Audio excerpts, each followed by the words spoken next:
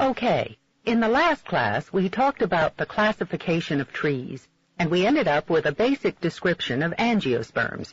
You remember that those are plants with true flowers and seeds that develop inside fruits. The common broadleaf trees we have on campus fall into this category, but our pines don't. Now, I hope you all followed my advice and wore comfortable shoes, because, as I said, today we're going to do a little field study. To get started, let me describe a couple of the broadleaf trees we have in front of us. I'm sure you've all noticed this big tree next to Brant Hall. It's a black walnut that must be 80 feet tall. As a matter of fact, there's a plaque identifying it as the tallest black walnut in the state. And from here, we can see the beautiful archway of trees at the Commons. They're American elms. The ones along the Commons were planted when the college was founded 120 years ago. They have the distinctive dark green leaves that look lopsided because the two sides of the leaf are unequal. I want you to notice the elm right outside Jackson Hall. Some of its leaves have withered and turned yellow, maybe due to Dutch elm disease. Only a few branches seem affected so far, but if this tree is sick, it'll have to be cut down. Well, let's move on, and I'll describe what we see as we go.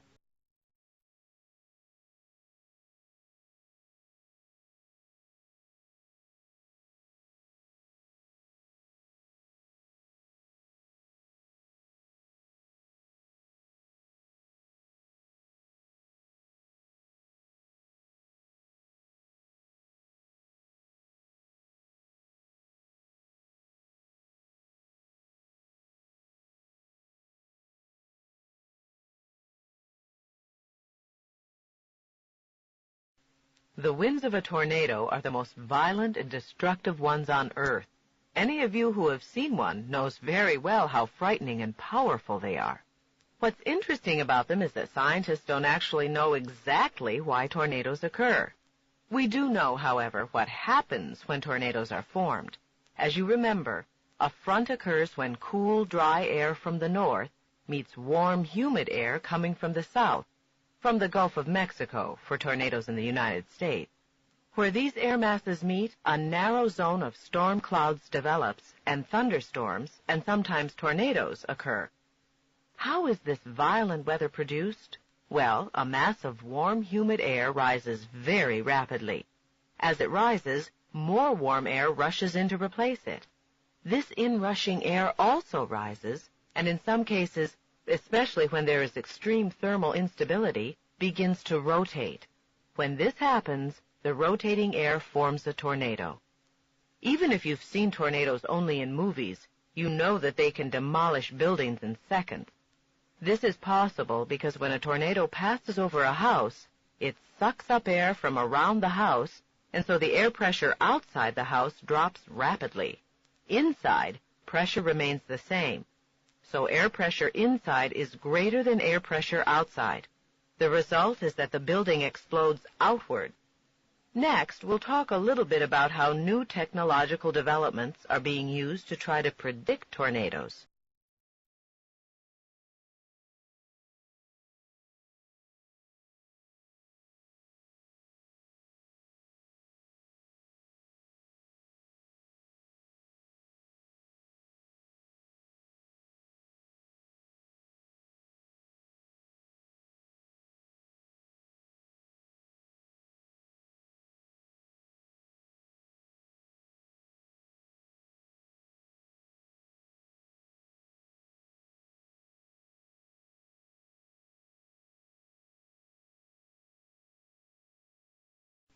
Okay, as you look at this next exhibit, you'll notice something quite common, an ordinary bar of soap.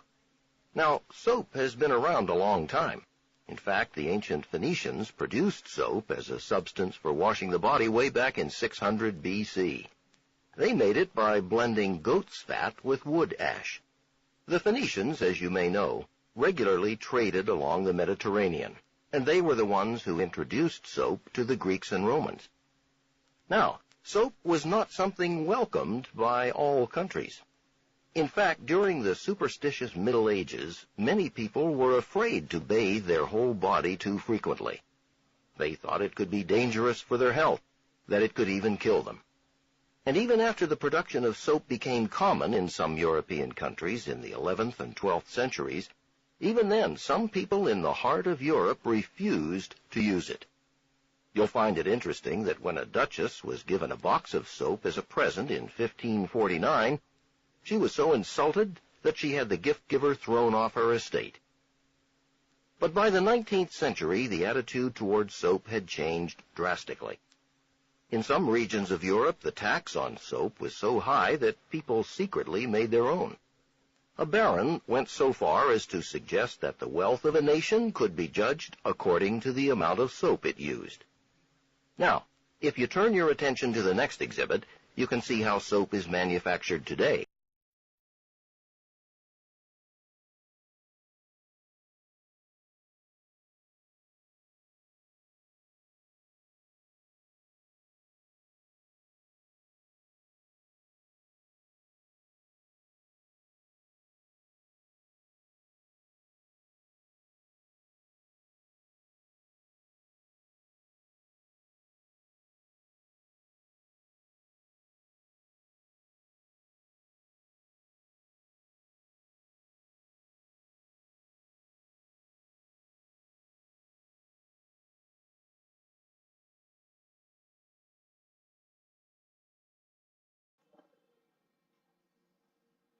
After college, any student looks forward to having the lowest level of financial distress.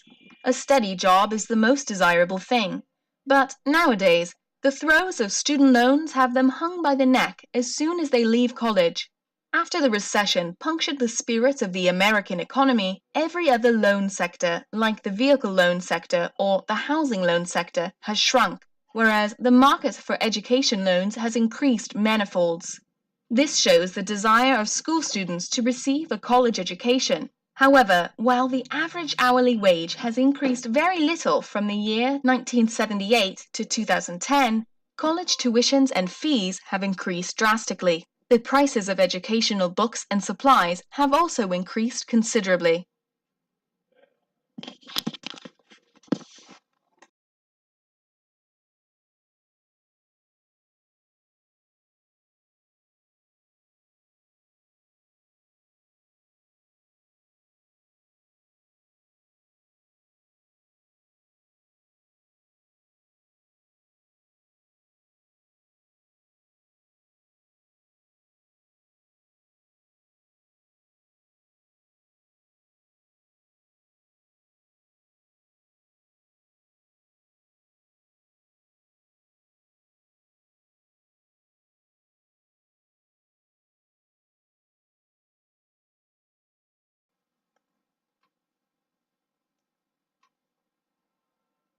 Sellers and marketers have different key roles and responsibilities to adhere to. Common people still get confused regarding the different roles.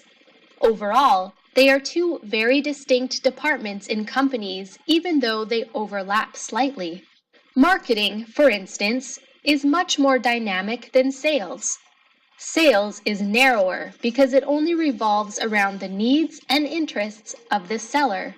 Marketing, on the other hand, revolves around the needs and interests of the buyer.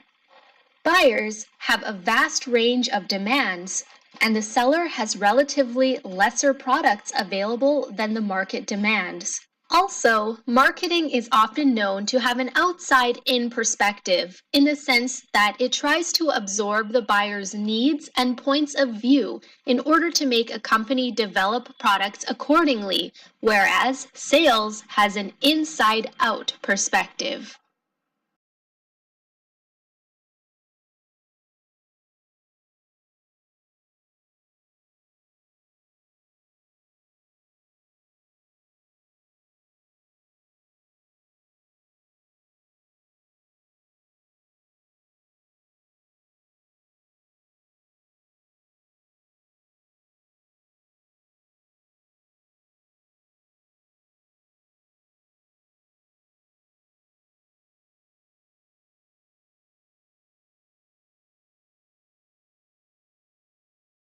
I need to make sure you understand how to get housing for next year. When you entered as first-year students this year, the school assigned you to a dorm and a roommate, But next year, as returning students, you'll choose both your roommate and your dorm. But whether or not you actually get to live in your first choice depends on what number you or your roommate draws in the lottery system. The system gives priority to the students who have been here longest. Fourth-year students get the first block of numbers. Third years get the second block, and second years, like you'll be, get the third. The lower the number you draw, the sooner you choose. Number 1 gets the first choice. Number 2 gets the second choice, and so on. You can use either your own or your intended roommate's number to make your room choice. If your roommate for next year has been at the school longer than you have, they'll be in a better block of numbers, and so will have a better number than any second-year student. But most of you will probably be rooming with other second-year students, and so neither of you may have a great number. You may not get into your first or even second choice. Of course, if you've made plans to live off campus, you don't need to enter the lottery at all. Dorm space will be especially tight this year because the dorms on North Campus will be closed for renovations. This means that those of you who draw the worst numbers won't be able to get dorm housing at all. In that case, the housing office will help you find off-campus housing.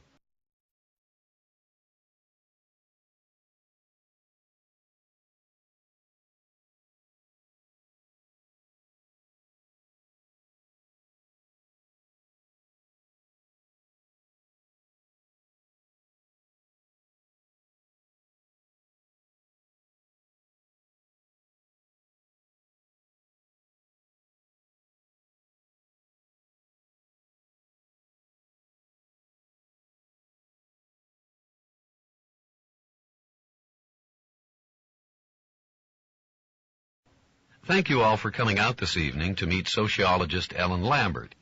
Ms. Lambert specializes in research on the workplace and recently has been writing about the future of work.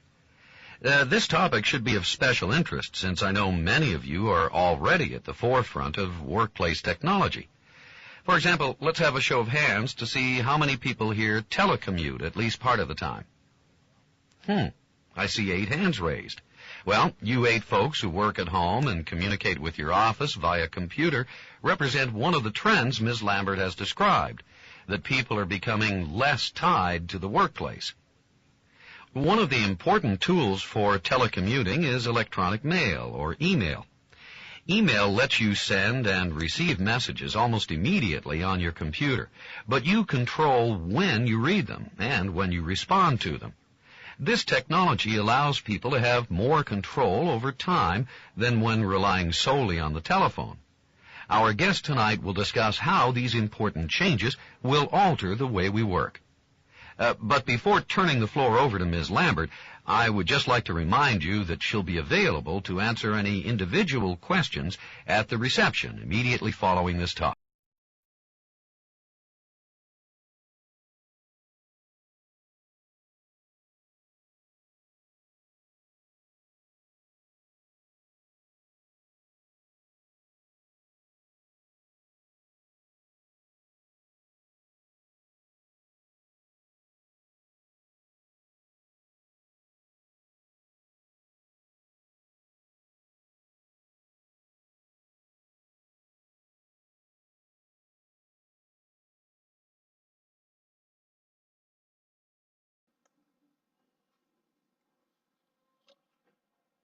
Even though they belong to 2 different taxonomic families, caimans or alligators are often confused with crocodiles.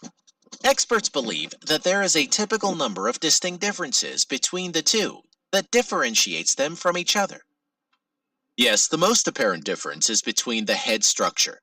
Alligators have short but wide-shaped heads, and their snout is U-shaped. Also, the upper jaw of the alligator is wider than the lower one, whereas the jaws of the crocodiles are of the same size when the crocodile keeps its mouth shut, and 2 lower teeth from both sides of the mouth stay out, overlapping the upper jaw. Okay, any other physical feature that makes the differentiation easy? There is something that is common in both taxa. They can both survive in seawater as well as in freshwater.